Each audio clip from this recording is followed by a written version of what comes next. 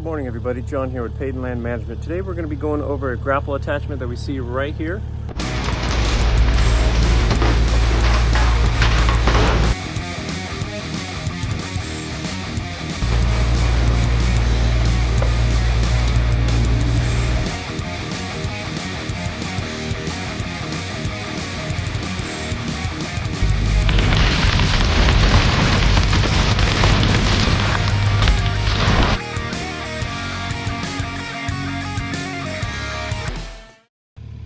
So the reason I'm making this video is I've been called and emailed a couple times about the grapple that I use for my Kx057. This is a work brow grapple for excavator. Now this I got from a friend of mine and it was used, so I did have to do a little fabrication work to it. As you can see, this actually broke off right here and I made this part here. See, originally it was a little bit longer, so I didn't have a long enough piece of steel, so I used what I could. Also, this attachment was for a 161, which you can't even see because it's so damaged now, but this was for a 161, so I ended up cutting it all the way across, and I welded on these ears, and I put on this little gusset. So the reason I don't use a bucket for doing demo work is because sometimes stuff gets stuck in the bucket. And one other thing about the actual coupler unit on this machine, it is not hydraulic, so you have to pull the pin out and you can disconnect the bucket. I do not use one of these little spring pins, and the reason I don't is a lot of stuff grabs onto this pin and flings it out and you'll never know. And the only time you will know is you'll see this pin sticking out halfway. So on my U35 over there, I used to use these little spring pins, and one day I was using it, I was moving the bucket over and I didn't realize this pin had just fallen out and the bucket fell right off and into the little pile of trash that I was working with. I don't use these anymore. I use a bolt. Now, the bolts can get damaged, but these are a lot easier to replace. You just keep a couple bolts with nuts, and you don't have to worry about these stupid things flying off anymore. I'm pretty sure any construction dealer that sells equipment like this, Kubota, Bobcat, any of those dealers, I'm pretty sure if you just ask them, hey, can you order me a grapple bucket like this from Work Brow, they'll be able to help you out. I'll also put a link in the description about the company and the website. So we're going to compare picking up material with the grapple, and then we're going to pick it up with the bucket here. But you see, there's no room here to be grabbing a big pile of stuff, and then stuff gets stuck in the bucket, and then you have to pull it out by hand. All right, let's see how much stuff we can grab with just the grapple here.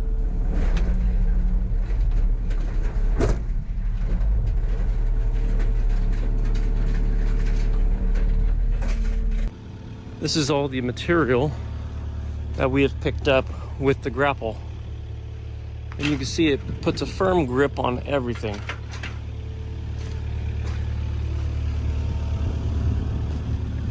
All right, we're gonna dump this out right here. And you see, stuff still gets stuck on the actual teeth of this thing. All you have to do, squeeze it tight. It makes a hole bigger, and then angle it down, off it goes. And if you grab a piece of wood and you want to break it in half, let's see if we can break this piece in half here. Sometimes it kind of rolls up. That's because it's round. If it was square, it probably wouldn't be doing this.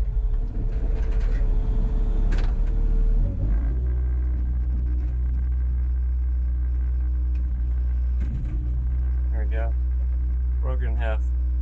Now, the only dangerous part about this grapple, because there is a dangerous part, is if you do not grab the piece of steel completely like straight. See, we're straight here, but it can fling out. See, let's see if we grab it on the side here. Kind of flips it around. You don't grab it 100% straight like that, you have a chance of this flinging out.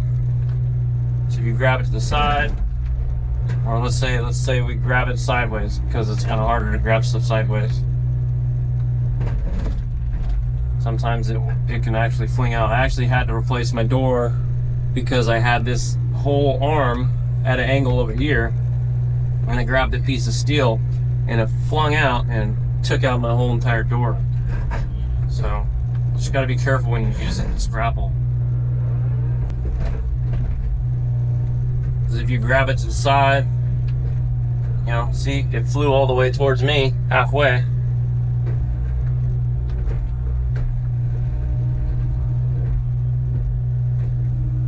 You just see how the tins are just so spread apart.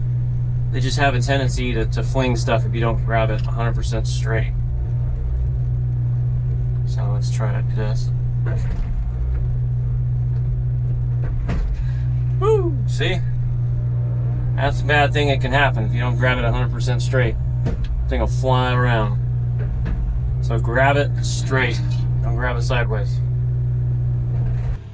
So changing this little bolt, it is not easy, as you just pull a little pin on the spring clip and disconnect it. You have to have either 1 to 2 wrenches or a pair of pliers to get this off.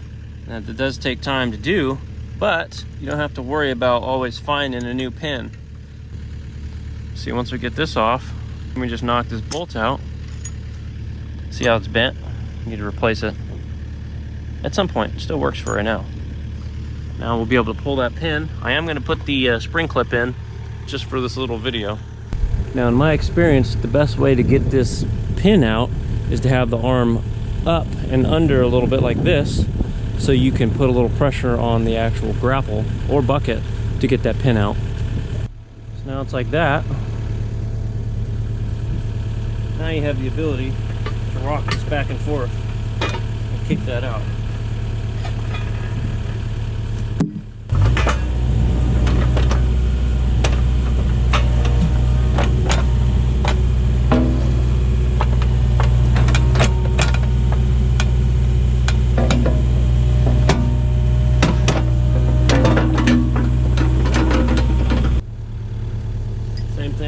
I'm going to go this way with the pin though.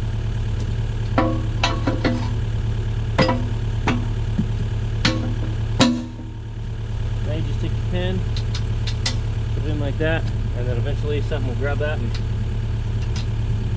fling it off. Then the pin's gone, and then that pin pulls out.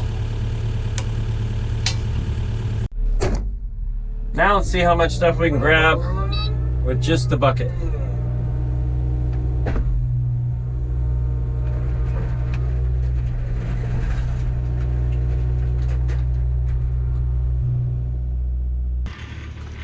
And see the amount of room that you have to grab?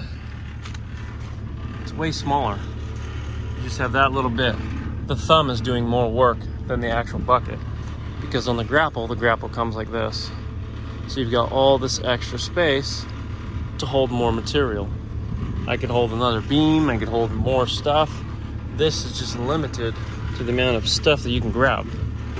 It has to compress it more to be able to grab more material.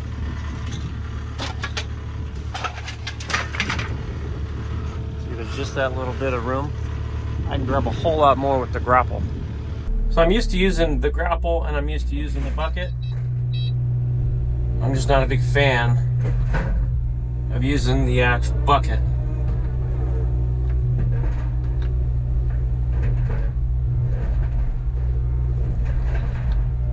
You can use either. You just have, there's also less room and grab, because this bucket is only a 12-inch. You obviously use a bigger bucket. The grapple I use, I think, is about an 18-inch. Let's see here. Let's see, this is 12.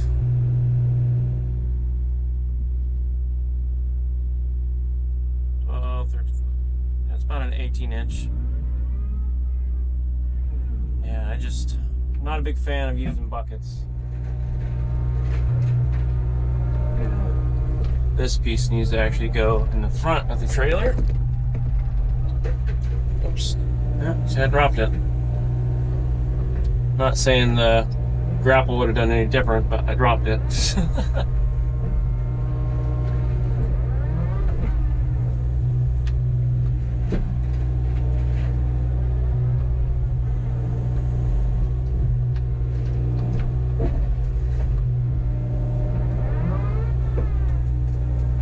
break this piece of wood here.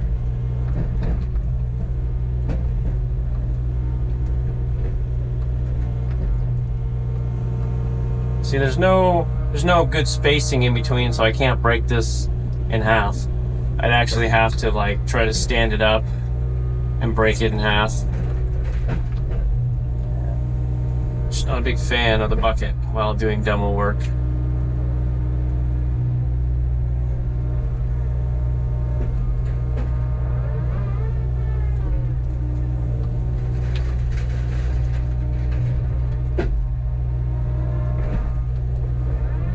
Alright, let's put the grapple back on.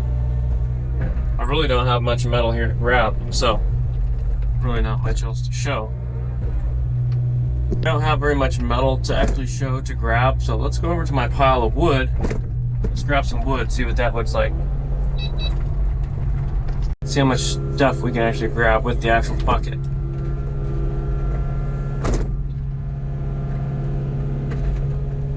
And this is about it.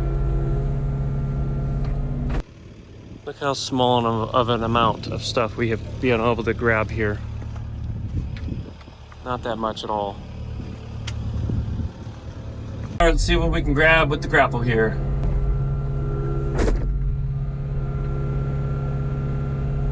I got a lot more dirt in here than I thought.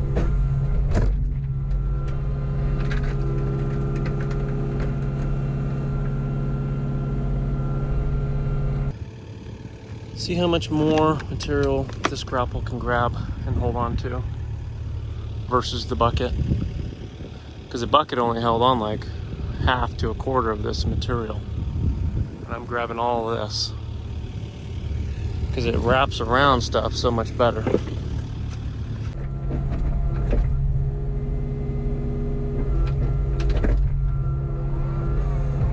Well, one of these days when it stops raining, I'll be able to clean up all my mess, but it's probably not going to happen until summer because it's just too muddy and everything's soaking wet.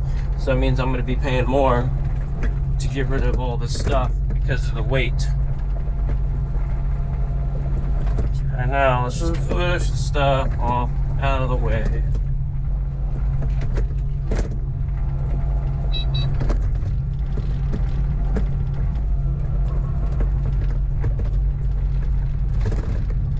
And let's grab this real quick.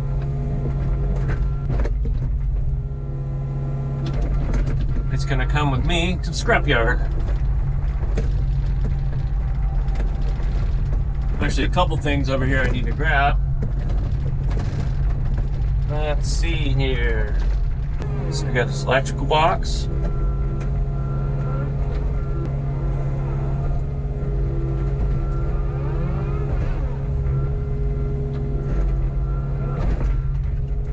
Oh my goodness.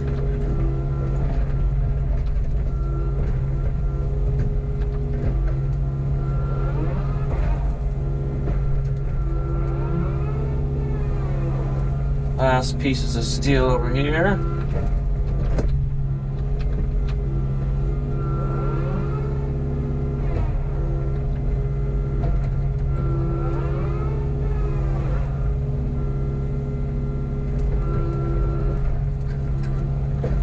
Like I said, you don't want to grab anything from the side here.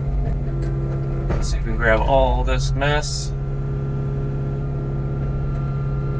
Alright.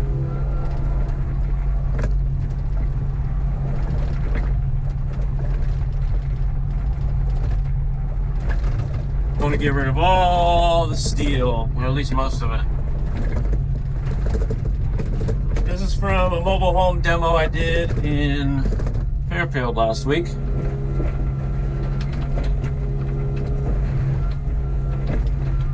It's mainly frames.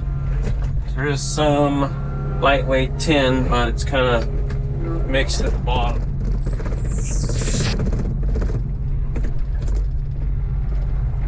Grab this stuff here.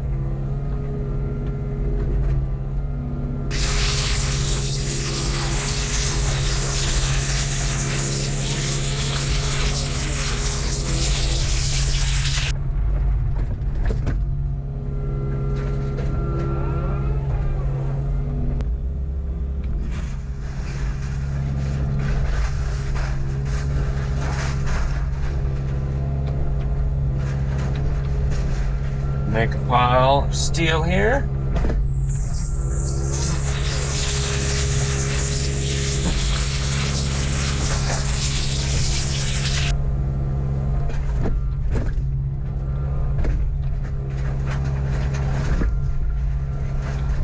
Once I found this grapple, I was like, that would be perfect. It has been the only thing I use when I go to demo jobs. I can do pretty much anything with it. I can dig if I need to. The only problem is it's going to wear out the teeth on there, and the only way to fix that is to replace them by cutting and welding or sharpening them.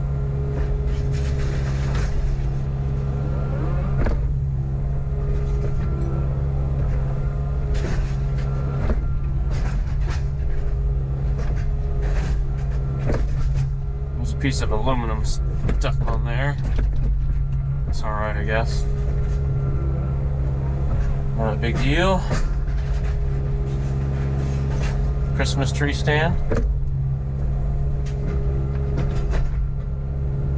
We have a little bit of steel in here that we're probably going to grab by hand because it's quicker. That is what we're throwing in right now.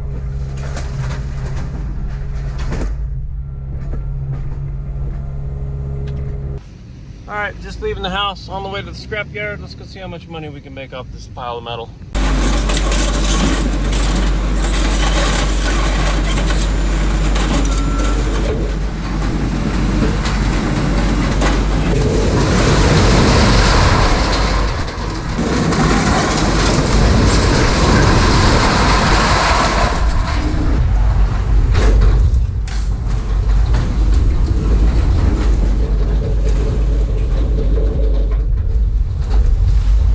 Today I didn't make that much. It was only $263.25. I brought in, what is this, 3,980 pounds, but I got paid $135 a ton. I didn't make a ton of money today, but at least I got rid of some metal. That's better than taking it to any other scrapyard where I only get like $40 to $90 a ton. Well, that's a wrap on today's video. I've got a few more demo videos coming up, so just stay tuned.